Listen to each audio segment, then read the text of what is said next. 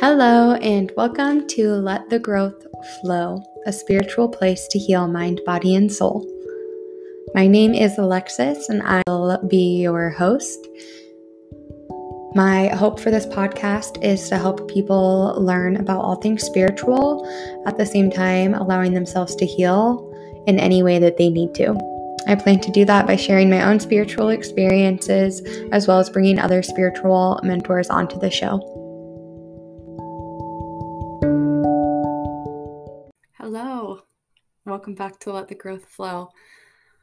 I know it has been quite some time since I have put out a podcast episode, and I'm back. I wanted to start by just kind of updating you guys on my life so that you know where I've been and what I've been doing, and we'll kind of just start from there. So I know the last kind of life update that I gave was kind of a heavy one. I had discussed how my dad went to prison and said that my fiance and I decided to not be together anymore. So I'm looking back and realizing that I wasn't quite ready to talk about all the things that were happening in my life. And I felt like I owed it to listeners to say what was going on, but myself, I hadn't even truly processed everything. So I have been spending a lot of time processing and healing and getting to a good spot again. You know, I did have an episode that talked about change, and when extreme change happens, that we begin to grieve our old life and the way that it used to be before we can begin to get happy again. So in a big way, I've been in this grieving period, and I feel like I am slowly crawling out of it. But as I'm crawling out, I'm able to look back and see all the beautiful lessons that I've learned along the way. And I do want to share those with you. As always, I hope that me sharing my story helps anybody listening. So I am going to start with my fiance and I are back together and stronger than ever.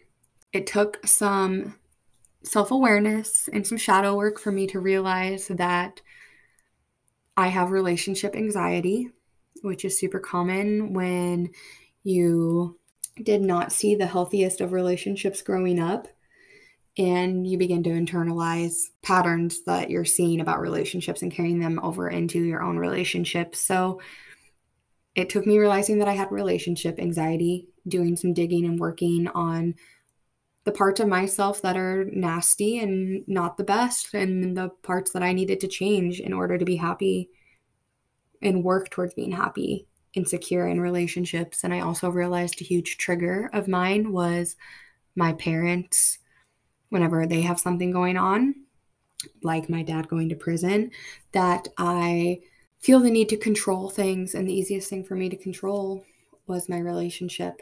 And it was also scary every time something comes up with parents because in their relationship, because I was scared if I am making the same mistakes. Am I ever going to be happy with anybody? And, go into this downward spiral. Luckily, my fiance and I were able to do a lot of work together on relationship anxiety and realizing that communication is key again, and not holding anything back in fear of hurting each other's feelings, because it just piles up and piles up. So I'm really, really happy and blessed to say that we're back together, stronger than ever, really grateful for the lessons that we learned through those couple hard months of not being together. And the also really exciting news is that in these months that I have not been on the podcast, he actually moved to California and has a job here now. So we are living in the same state again, which has been really, really wonderful. I feel like I'm saying really a lot, but it has been really great to have him back nearby and just doing simple, normal things again that we took for granted, like cooking together or being able to eat dinner face to face and reach out and hold each other's hand instead of looking at each other through a screen. So I am really happy to report that.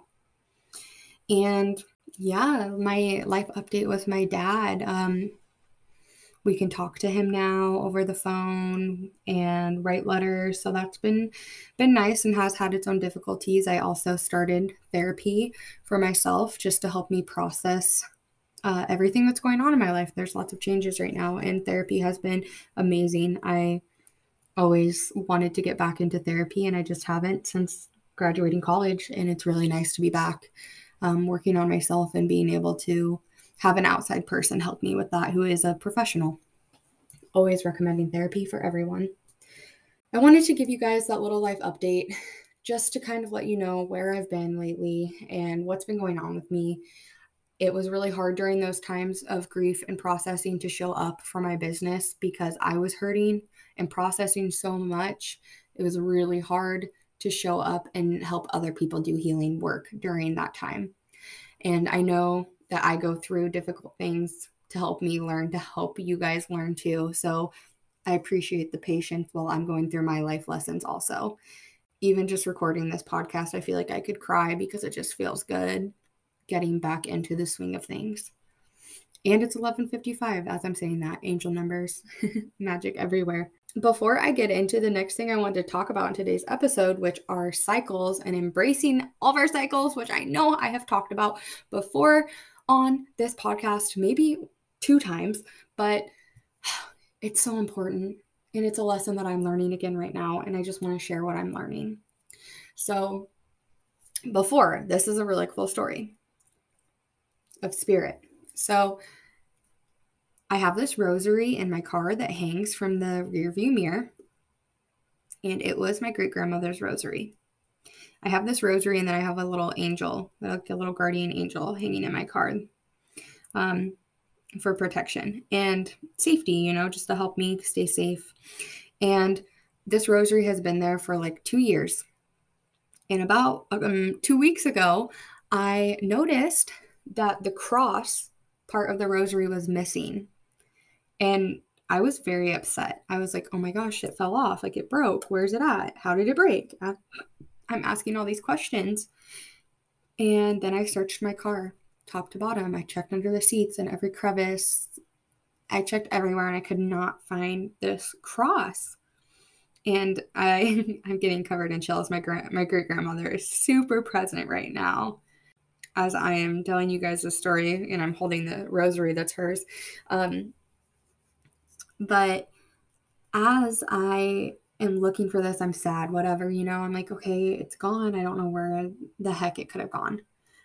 So that was 2 weeks ago. Every time I'm in my car, the rosary, like the beaded part of the rosary is still hanging up because it still reminds me of my great grandma. And I'm still reminded every time like the cross is missing. And I knew that I would find it eventually. So this morning, I was cleaning out my backpack purse. So I say this is important. It's a backpack purse because it has a little latch on it.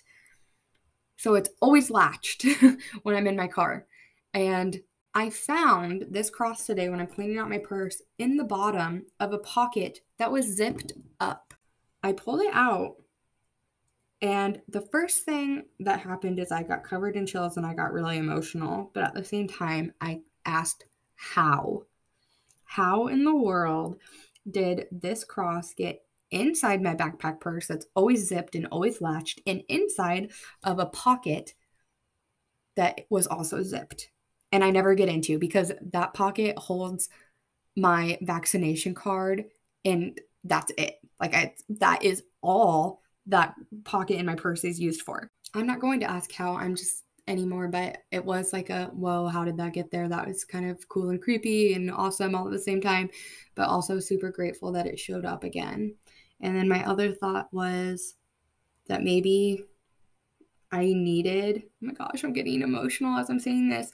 Maybe I needed a little piece of my great grandma in my purse with me at all times instead of just in my car. So I just thought that was so beautiful. I'm so happy it's back. And like I said, I think I'm going to keep it with me in my purse. Oh my gosh. The lights are flickering so big right now. Hi, Mima. Wow. I think I just got confirmation that it needs to stay with me. Yeah, she's still flickering the lights. Wow, you guys, this is a super powerful moment, and I'm getting to share it with you on the podcast. I just need to take this in for a moment. So I'm going to keep this cross with me in my purse at all times then. And then I can have a little bit of her in my car when I'm driving and a little bit of her with me always. Thank you so much for letting me share that story. That was so intense. Good intense though. With this today, I'm talking about cycles and embracing cycles, because one of the things that happened throughout this time of this grief for me, and I'd like to say that this is the first time I have gone through something hard since I kind of started my spiritual awakening, like this last leg of my spiritual awakening, and started my business. I've been on this super high, like loving life, loving everything, like just really, really great. And this has been the first time that I dipped back down to this really sad, dark place that I never thought that I could get to again. And life showed me once again, it's all about cycles. We're up and we're down, and we're up and we're down, as above, so below, yin yang. Like there's always going to be these really great times, and there's going to be hard, dark times. But like the beauty of it is that we're experiencing it, that we're alive and we're learning. So I got really caught up with fighting against these cycles and trying to get out of them instead of focusing on the learning. And this brings me to my therapist said something so interesting. She told me, she's like, it sounds like you are trying to live through your learning phases instead of learning. And that just opened my eyes, because that's exactly what I was doing. I was fighting and not wanting to learn lessons. I was only wanting to live and get out of it instead of appreciating and embracing that cycle. And I think a lot of us do this because we don't like to be feeling down and in dark spots. It's never a good time. But if we can bring that awareness of, hey, I'm here to learn, this is okay, and I'm going to get past it, that's what's most important. So I was fighting that in general, that I was in like this 3-month span of darkness and sadness and healing. But then each month, I was also still fighting with my own monthly cycle with the moon of when I am motivated and when I am unmotivated. So, something I grabbed control of that I thought, hey, I can focus on this and work through it, were the moon cycles. And again, embracing it instead of fighting against it. So, back in January of this year, I made it a goal to start tracking cycles with the moon. And this went along with starting the new moon circles. I think it all went hand in hand. I started the new moon circles because it helped me keep track of the new moon energy and just become more aware of moon cycles in general. So I realized that with myself, from the day of the new moon until the day of the full moon, I am extremely motivated. I can get all the things done and more. And I have all of this. I'm a generator too. So it's just like all of this solar plexus power is coming to the surface, and I'm making and creating, and I'm really in the flow. And then this full moon hits, and I am just out for the count for 2 weeks doing nothing. Like I have no motivation. I want to sleep more, take more naps. I want to just be. I don't even want to say be lazy, because it's not being lazy. I just want to relax and rest.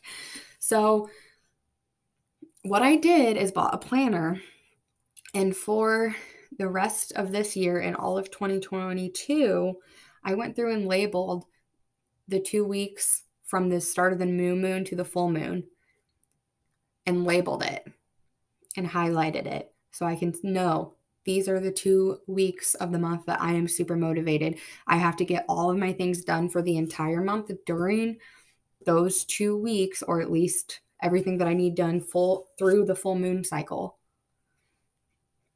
so that during that full moon period of the month, I can actually recuperate, rest, restore, allow myself time of not creating, of not producing, so that I can restore and then again be ready once that new moon comes again. So I did that for the rest of the year. And I'm sharing this because I guarantee at least one person out there that listens to this might be in the same boat, realizing that every month you're fighting against yourself. You're judging yourself instead of embracing where you're at.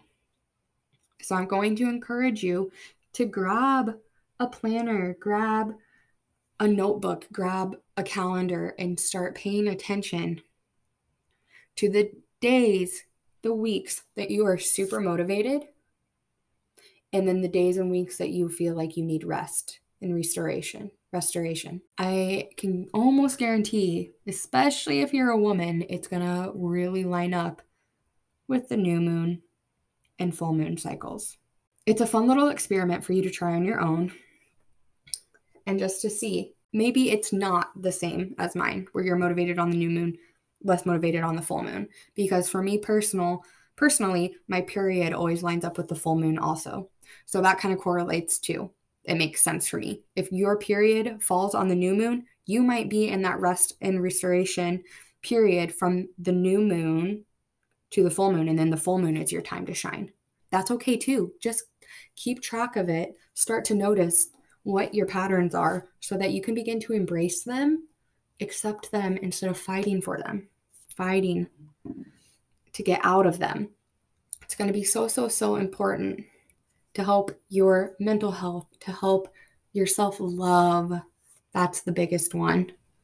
Self-love. So yes, I encourage you to start tracking that. And if you are tracking it, please reach out on Instagram and let me know, or Facebook. Say, hey, I heard your podcast and I am tracking the cycles. I'm excited. Like, let me know how it goes. Or once you're done tracking it, let me know. But I know that's still kind of just touching briefly on it. And again, that's what I feel like I have to say for today. So I am going to pull us a card from the Colette Baron Reid Spirit Animal Oracle. Okay, so 2 cards today. The first card flew out of the deck, so I took it. The second card is the one I pulled on my own. The first card is Wasp Spirit. Sometimes life stings. So I'll post a picture of this to Instagram too, so you guys can see the card. And here is the description. Not all that spirit creates in nature is easy to love. But when we look through the eyes of Wasp Spirit, we recognize that even though sometimes life stings, there is a purpose for pain, just as there is a purpose for wasps in the natural world. Wasps keep insect populations down, supporting the growth of plants. So too, the sting of life may hurt, and you may feel deeply disappointed or even resentful that Wasp Spirit has shown up, but you will soon come to see that Spirit has something wonderful in store for you. You may well come to realize that being stung led to something far better than you had envisioned for yourself. Perhaps behind the scenes, Wasp Spirit was conspiring with Spirit to ensure that you could grow something of value to you. Spirit has a plan, and Wasp Spirit plays a part. Have you ever looked back and been glad your prayers weren't answered because the path you took led to something far better? Wasp Spirit is a reminder to reflect on those times, for today's sting may hurt, but something better always awaits you. This is why I love this podcast so much.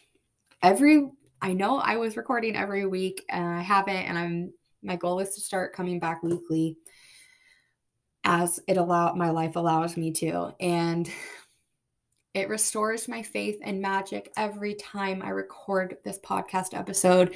And I hope it restores your faith and magic when you listen, because everything is always so connected. We could not have had a better card for today than Wasp Spirit and the message that sometimes life stings, but better things always await. And that those dark times lead to the bright times. I mean, that's word for word what we were saying at the beginning of the podcast episode. So I hope you know that if you're going through a hard time right now, that it's okay. It's okay to be sad and angry and confused and frustrated. And know that it will pass eventually. I'm here for you and I love you. Our next card is Rabbit Spirit. Now is a lucky time. So again, we kind of have like those polar opposites right now. The life stings, but also now is a lucky time. So Rabbit Spirit 49. Let's see this message. A sunny meadow calls, and Rabbit Spirit appears to lead you out of your dark warren and into the light so you can participate in a fertile and beautiful experience. It may seem safe below ground, but the magic happens when you come out and take the risk of being vulnerable and co creating something new. You are being invited into a new life that you have no experience with, but have no fear. Today is also a time to be fruitful and productive as you enjoy Rabbit Spirit's sunny and prolific energy.